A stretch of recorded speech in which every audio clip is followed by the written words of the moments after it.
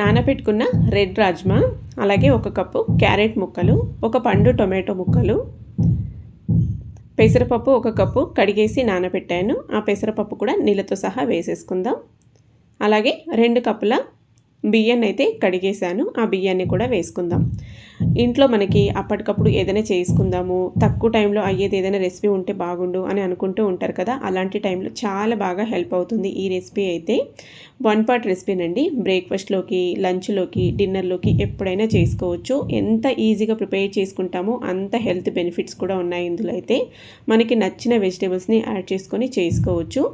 నీళ్ళు వచ్చేసి వంతుకి 2 వంతులు కాకుండా 3 నుంచి 4 వంతుల దాకా వేసుకుంటేనే బాగుంటుంది. ఇది 1 టీ స్పూను నెయ్యి వేసేసుకొని, రుచికి సరిపడా ఉప్పు, కొంచెం పసుపు వేసి ఇలా నీళ్ళు వేసేసి మూత క్లోజ్ చేసి 3-4 విజిల్ వచ్చేంత వరకు ఉడికించుకోవాలి. నీళ్లు ఎక్కువే ఉండాలి, తక్కువ మాత్రం వేసుకోవద్దు.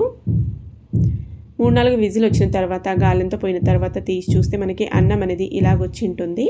ఇప్పుడు దీన్ని బాగా మిక్స్ చేసుకొని ఇప్పుడు ఇందులోకి మనకి కావాల్సిన కన్సిస్టెన్సీకి సరిపడా నీళ్ళు అయితే వేసుకోవాలి. ఇలా నీళ్ళు వేసుకొని ఫ్లేమ్ని మీడియం ఫ్లేమ్లో పెట్టుకొని బాగా మిక్స్ చేసుకుంటూ ఉండాలి. ఇలా గరిటెతో బాగా మిక్స్ చేసుకుంటూ ఉన్నామంటే అన్నం అనేది కొంచెం మ్యాష్ అయ్యి మనకి కన్సిస్టెన్సీ కొంచెము చిక్కగా వస్తుంది. సన్నగా కట్ చేసిన కొత్తిమీర తురుము అయితే వేస్తున్నాను. నేనైతే కొద్దిగా ఎక్కువే వేసుకుంటున్నాను. ఎంత ఎక్కువ వేసుకుంటే అంత మంచిది కాబట్టి నేను కొంచెం ఎక్కువ వేసుకుంటున్నాను. మీకు ఎంత కావాలో అంత వేసుకోవచ్చు. అది అక్కడ ఒక సైడ్ ఉడుకుతుంది, ఒక సైడ్ అయితే ఇలాగా నేతిలో మనకి నచ్చిన పప్పులు వేసుకొని పోపు అయితే రెడీ చేసుకోవచ్చు.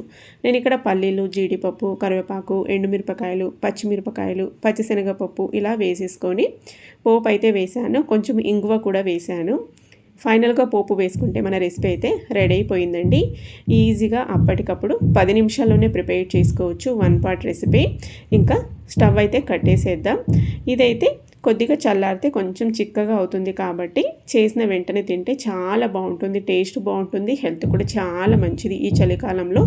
ఇదైతే మా హస్బెండ్కి నేను బాక్స్లో తీసి పెడుతున్నాను, హాట్ బాక్స్లో వేసి.